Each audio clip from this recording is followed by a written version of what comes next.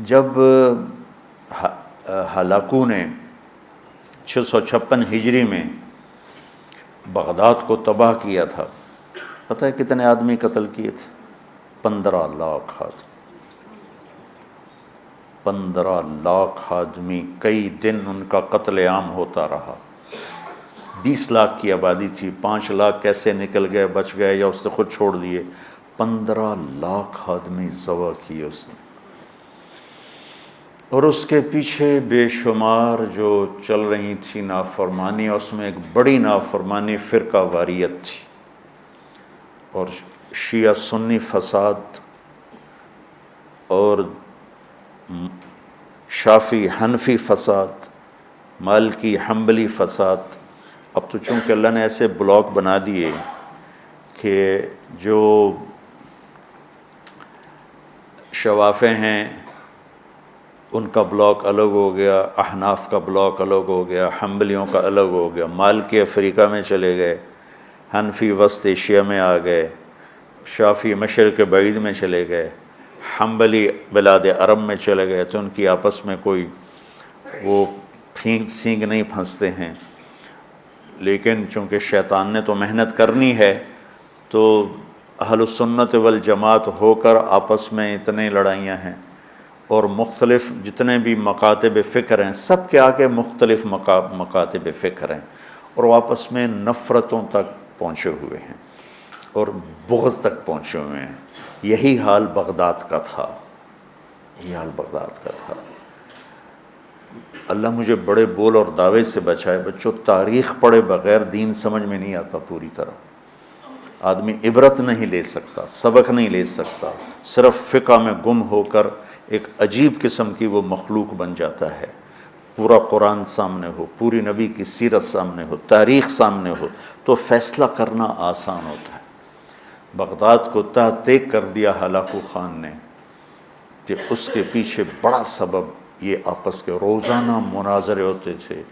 317 ہجری میں، 317 یعنی ابھی خیر القرون ختم ہوا ہی تھا، بغداد میں حنبلی اور غیر حنبلی مناظرے میں اس قدر فساد ہوا کہ سینکڑوں آدمی قتل ہو گئے، ایک دوسرے کی جان کے ایسے درپے ہوئے۔ دونوں طرف سے اہل سنت ہیں، لیکن ایک دوسرے کی گردنیں اڑا دی، اور یہ عام ہونے لگا۔ تو اللہ تعالیٰ کی طرف سے وہ عذاب بن کر آیا 656 ہجری میں۔ اس نے سارے بغداد کی اینٹ سے اینٹ بجا دی، اور ساری کتابیں اٹھا کے دریائے دجلہ میں ڈال دی۔ دریائے دجلہ کا پانی 1 مہینے سیاہ ہو کے بہتا رہا، اتنی کتابیں اس نے ڈال دی۔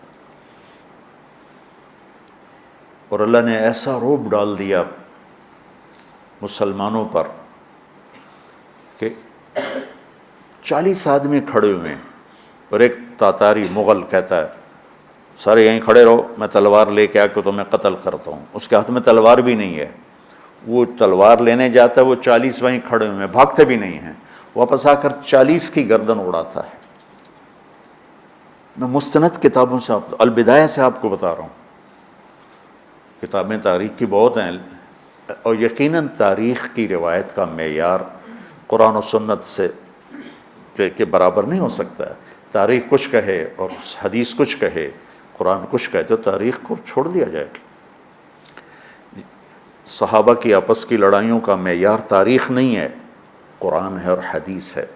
وہ انسان تھے، بشر تھے، ان سے خطائیں ہوئیں، لیکن میرے اللہ نے کہا کُلًا وعد اللہ الحسنى، میرے نبی میرا وعدہ ہے تیرا ہر صحابی جنت میں جائے گا۔ بس اس کے بعد ہماری زبانیں بند ہو جانی چاہیے۔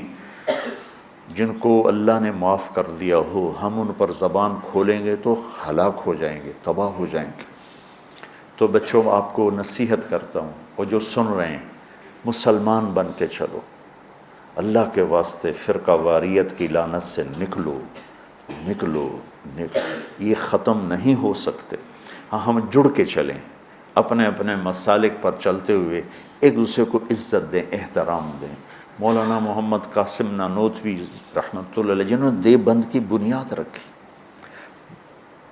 بہت بڑے مناظر تھے بر صغیر کے، ساری زندگی کسی مسلمان فرقے سے مناظرہ نہیں کی، ساری زندگی۔ حضرت تھانوی کے مواعظ 30 جلدوں میں ہیں، پڑھو۔ کسی پر رد کیا ہو ایسا بدتمیزی کے ساتھ اور اس طرح اس کی پگڑی اچھالی ہو، جن کے نام پر دیوبندیت قائم ہے۔ 3 آدمی بنیادی ہستی رکھ، ایک حضرت تھانوی، ایک حضرت گنگوہی، ایک حضرت نانوتوی، یہ 3 آدمی پلر ہیں دیوبندیت کے۔ دیکھو انہوں نے کس طرح، اگر کہیں کسی کا رد بھی کیا ہے تو ایسے نہیں کیا کہ انسانیت سے گرا ہوا کلام ہو یا لہجہ ہو یا گفتگو ہو۔ اور مولانا قاسم صاحب رحمۃ اللہ علیہ نے ساری زندگی کسی مسلمان فرقے سے مناظرہ نہیں، ہندو سے کیا، سکھوں سے کیا، دہریوں سے کیا، عیسائیوں سے کیا، نیچریوں سے کیا، لیکن کسی مسلمان فرقے کے خلاف آپ نے مناظرہ نہیں کیا۔ تو میں تمہیں نصیحت کرتا ہوں، امت پہلے ٹوٹی پڑی ہے، دین کا کام کرنا ہے تو وہ کرنا جو تبلیغ والے کر رہے ہیں، کہ سب کو جوڑ رہے ہیں، سب کو محبت کا پیغام دے رہے ہیں۔ اگر منفی کام کرنا ہے تو گھر بیٹھ جانا یا ہم سے تعلق توڑ دینا، ہماری نسبت ہمیں واپس کر دینا، پھر جو تمہاری جی میں آئے کرتے رہنا۔ میں تمہیں مثبت کردار میں دیکھنا چاہتا ہوں۔ تو بچوں، تھوڑی سی زندگی ہے، نفرتیں نہ پالو، بغض نہ پالو، حقارتیں نہ پالو۔ کسی کو اگر غلط راستے پہ تم دیکھ رہے ہو تو اس سے بچانا ضروری ہے، اس سے نفرت کرنا۔ میرے نبی نے کتنے پتھر کھائے طائف والوں سے، کتنے پتھر کھائے۔ خود میرے نبی نے فرمایا کہ مجھے سب سے زیادہ تکلیف طائف والوں نے پہنچائی۔ تو جب ان کے لیے اجازت آ گئی کہ حکم دیں ان کو پیس کے رکھ دیں، تو فرمایا نہیں یا اللہ، شاید ان کی نسلوں میں کوئی کلمہ پڑھ لے۔ کتنی بڑی سیرت ہمارے سامنے موجود۔ آپ تو کہتے ہیں یا اللہ پیس دیں ان کو۔ ابو جہل جیسے کی آپ نے اتنی منتیں کی کہ حل انت منتہن عن سب آلہتنا، محمد اب بس بھی کرو، تو نے بہت سنا دیا ہمیں، ہم قیامت کے دن گواہی دے دیں گے کہ تو نے اپنے رب کا پیغام پہنچا دیا، اب بس کرو۔ جس کے بارے میں آپ کو پتہ تھا یہ میری امت کا فرعون ہے۔ بھائیو میرے عزیزو، اگر آپ اپنے آپ کو اہل حق سمجھتے ہو تو پھر آپ کی مثال ایک طبیب کی ہے، اور جو غلط راستوں پر ہے اس کی مثال ایک مریض کی ہے۔ اگر ڈاکٹر مریض سے نفرت کرے گا علاج ہو سکے۔ وَاعْتَصِمُوا بِحَبْلِ اللَّهِ جَمِيعًا وَلَا تَفَرَّقُوا وَاذْكُرُوا نِعْمَةَ اللَّهِ عَلَيْكُمْ إِذْ كُنْتُمْ أَعْدَاءً فَأَلَّفَ بَيْنَ قُلُوبِكُمْ فَأَصْبَحْتُمْ بِنِعْمَتِهِ إِخْوَانًا وَكُنْتُمْ عَلَى شَفَا حُفْرَةٍ مِّنَ النَّارِ فَأَنْقَذَكُم مِّنْهَا كَذَلِكَ يُبَيِّنُ اللَّهُ لَكُمْ آيَاتِهِ لَعَلَّكُمْ تَهْتَدُونَ۔ اس میں اللہ تعالیٰ فرما رہے ہیں کہ اللہ کی رسی کو مضبوطی سے پکڑو اور آپس میں فرقہ واریت کا شکار نہ ہو۔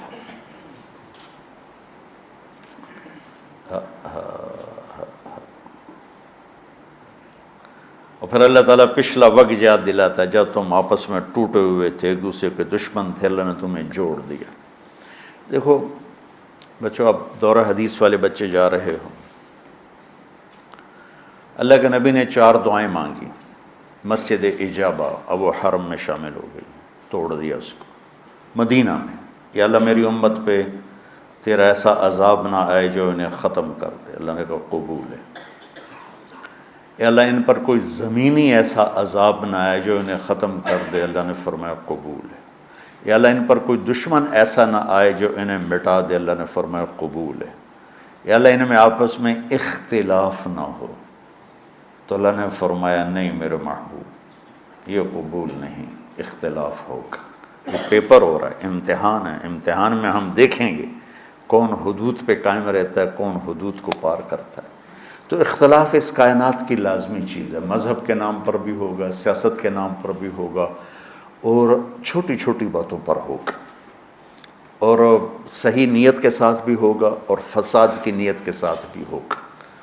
تو جب میرا اللہ کہہ رہا ہے اختلاف ہوگا، پھر کہہ رہا ولا تفرقوا، دیکھو تم اختلاف کرو لیکن فرقہ واریت کا شکار نہ ہو۔